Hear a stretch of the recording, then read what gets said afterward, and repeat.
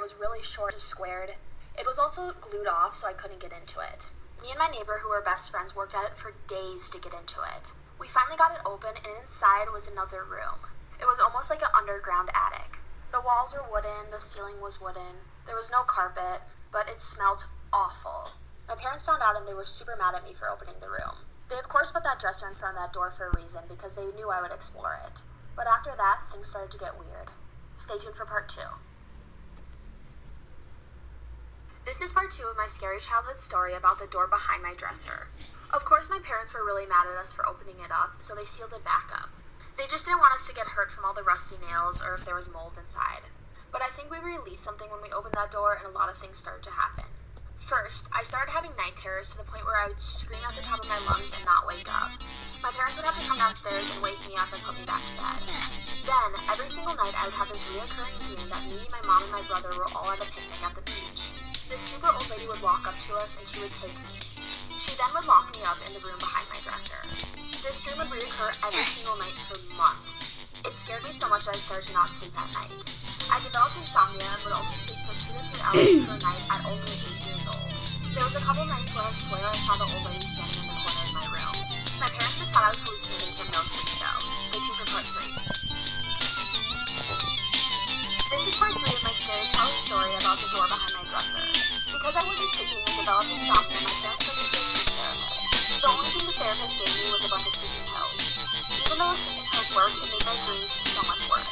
I even started walking in my sleep. I would wake up all the time not in my bed. My covers would be all the way across the room like someone had dragged them over there. One night, one of my best friends slept over and we heard knocking coming from the door behind my dresser. That night when we went to bed, she started speaking really creepy gibberish in her sleep. I had to go get my mom to wake her up. I woke up a couple nights feeling like I was suffocating, and when I swung out of bed, I saw a silhouette of an old lady. My cat even started to sit there and meow and hiss at random things in the corners of the room. But there was nothing ever there. It got so bad to the point where I moved up into my brother's room. If any of you have listened to all 3 parts and are experts on spirits, please message me on Instagram and tell me what you think I released that night when I opened the door. So, this is why you should always get STD checked. Back in 2017, I met this girl, and for the purpose of this story, we're just going to refer to her as Ava. Ava and I had a very rocky friendship to say the least. She engaged in some very toxic behavior, but I didn't know just how toxic she was until this one night. I was sitting there hanging out with her at a little get-together when it was brought to my attention that she had been sleeping with my boyfriend. I sat down with her absolutely furious and told her that I knew she was sleeping with him. She denied it over and over and over again until I told her that I had proof. Once she was aware of this, she told me that she was just off. And so that's when I decided to confront my boyfriend and let him know that I knew.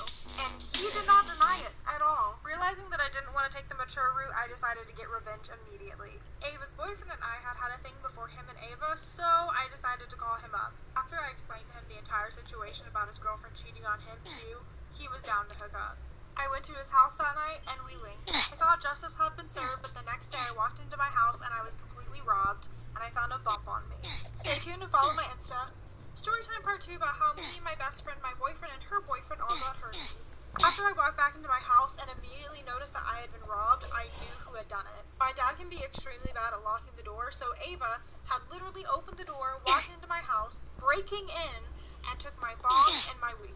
I was absolutely furious, and later that day I literally found a bump on me, like down on my lady purse. I waited 3 days thinking it was just no big deal, but then I decided to go to a doctor. So I went in and the doctor was asking me questions and figuring out my sexual history. He asked to take a look at it and said he would call me in a few days with the test results. Well, I got a call a few days later saying that I'd come back positive with herpes. So I called up Ava and I was like, hey, like you know you have herpes, right? So she had also given it to my boyfriend as well. So all 4 of us had herpes. I was like, I hope you all like living with a permanent STD. Today, literally none of us talk, and we aren't in the same relationships either. So don't be friends with toxic people and stay protected. If you guys have a story time you'd like to share, follow me and DM it to me on Instagram. Story time about how my boyfriend was plotting to kill me. So this was around my senior year in high school. Me and my friend Jessica were out at this restaurant, and we ran into this really cute dude. My friend Jessica was like, girl, you should go over there and talk to him. Now, I usually didn't do this, but for this one, I made an exception. So I went over and asked his name. He told me his name was Mike. He was so charming, and we exchanged numbers instantly. Now, we only exchanged numbers after talking for about 10 minutes. Once I got cool vibes from him, it was a wrap. Once I went back to my friend Jessica, I was so excited that I actually got his number, and we started to text immediately. So I went home and we were texting, and I was telling him about the school that I went to and just basic conversation. We texted all day into the night. So the next day, he took me on a date and we went to this really nice restaurant. So that next Monday came around, I ran into Jessica and was telling her how much fun we had. That Monday at school, I ran into Jessica and she looked so disturbed, like for part 2. This is part 2 about how my boyfriend was plotting to kill me. So like I said in part 1, I ran into Jessica that Monday at school and she looked so disturbed for some reason. I was like, hey girl, we had so much fun on our date. What's wrong? She was like, girl, Mike is here. I don't know why she looked so disturbed. I was excited to find out he was going to our school. But once I told her how happy I was about it, she was happy for me. So to fast forward the story, Mike and I started dating, and we're dating for about a month now. So out of nowhere, Mike started acting really weird and telling me how he was a dry texter all of a sudden, and how he wouldn't text me. He would only talk to me if I saw him in person. I just assumed he wanted to hang out more, so I started going to his house more. I started spending the night at his house more often, and we started going to school together. But I definitely noticed something was off when I would go to sleep. Anytime I woke up in the middle of the night to check my phone or to go use the restroom, I would notice he was just up staring at me in the bed. This gets crazy, like for part 3. Part 3 about how my boyfriend was plotting to kill me. So like I said in part 2, I noticed stuff was kind of weird. Every time I woke up to check my phone, he was always up in the bed just staring at me. So one morning, I set my alarm 30 minutes earlier than I usually do so I can get up for school earlier. I noticed he wasn't in the bed, so I'm using my flashlight and I'm just walking around the room, looking in the closet, trying to find out where he went. So I checked the restroom, he's not in there. I checked the bed, under it, the closet, he's not there either. So as I'm walking down the stairs, he's coming up the stairs. He had boots on, a leather jacket, sweats, and gloves. He was holding a knife and he had a big trash bag with him. I was like, Mike, what are you doing? He says, oh, I just didn't want to wake you up, but I was getting ready to take the trash out early. Him having a knife did not make sense to me. So I turned around and I took off running upstairs. He then screamed, let me explain why he was trying to stab me. I jumped out of the window in the bathroom, then later, once I got home, I found out his name wasn't even Mike and he was a serial killer. So when I was getting ready for school one day, I picked up some lotion and was going to put it on my face. It looked a little weird, but I figured my mom bought me some new lotion. So when I got to school, everyone was staring at me, but I didn't know why. I see my friend Zion, I asked him, yo, why is everyone staring at me? It might be because of your face. I ain't never seen your face that smooth.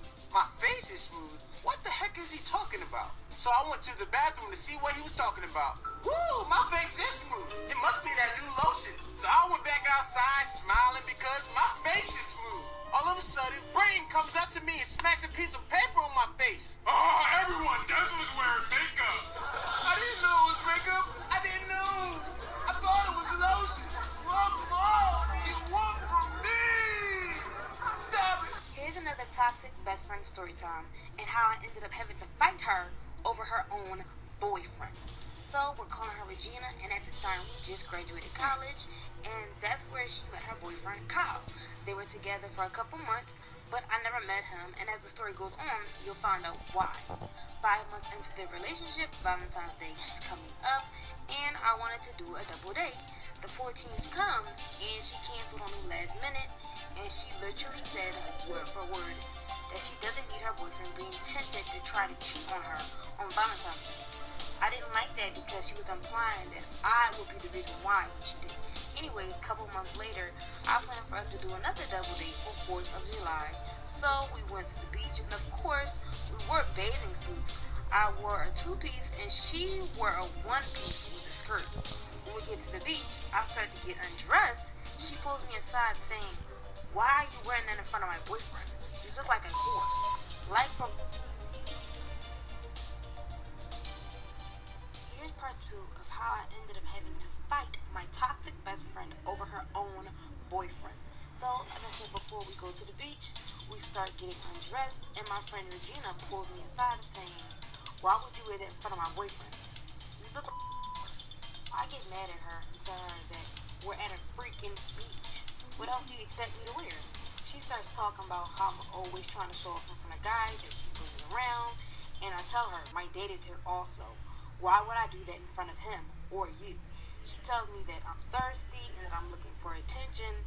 I laugh because I'm like, she gotta be joking. Then out of nowhere, she takes my towel, throws it at me very hard as though she wanted to hurt me, and says, "Put your clothes back on you." And guys, I crazy on this girl. Just know that at the end of the fight, she had a mouthful of sand in her mouth. And of course, the guys pulled us apart. She ended up packing all her things to go with her boyfriend, and I stayed at the beach and chilled all day. When I turned 13, I had a birthday party. It